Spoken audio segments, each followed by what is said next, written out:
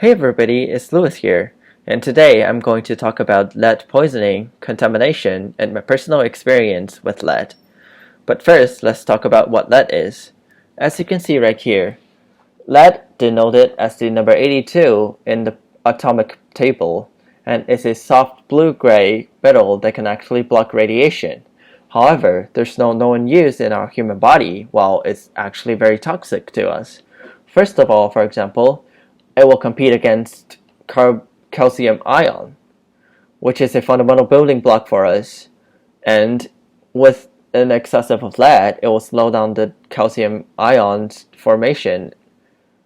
Also, it will slow down the development of the brain, which for some of those students with an excessive of lead, they will not perform as good as those other people. There are various sources of lead. For example, it could either come from land, air, and water. Through various different ways as shown right here, it will all go directly into our human body. That's why lead contamination has been an issue ever since the last century. Well, how I got diagnosed of a excessive of lead? I guess the reason is kind of obvious. Ever since I was growing up, I was a big car guy. Ever since I was born, I was interested in cars, and right at that time, for a 1 or 2 year old child, the only way to actually stay closer to automobiles is by looking at them, looking at the streets.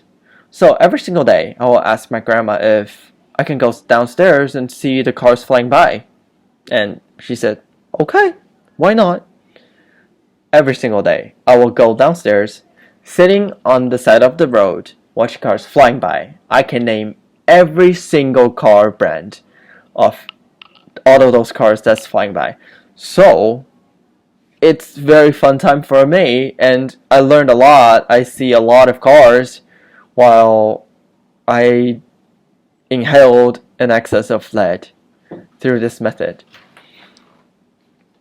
Why I see automobiles and then I have an excessive of lead? Well, in the last century, lead is an important addition to our petrol engine, to the petrol, because with the appearance of lead, the whole car will have lower noises. It will have less pop-ups when we're driving, and also it will increase the efficiency of the petrol engine. However, this leads to a great health issues for a lot of people. A lot of people are greatly impacted by this lead contamination. So, in 1970s, 1980s, America started publishing some of those laws banning the lead in the petrol engine.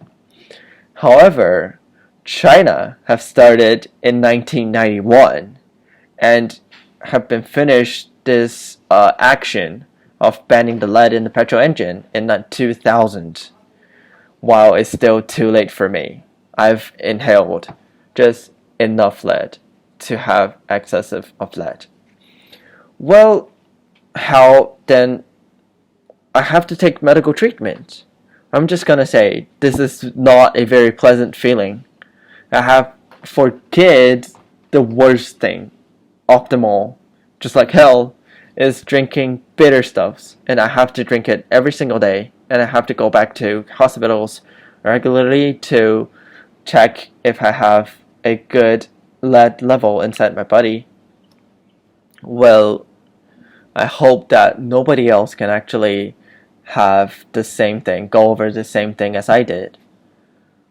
The lead contamination has been greatly decreased ever since the last century, compared to the last century. However, as shown right here, there are still various sources of lead that can actually go into our human body.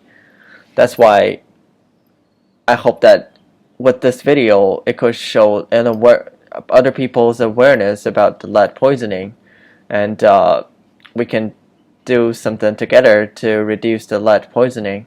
And thank you so much for watching. See you next time.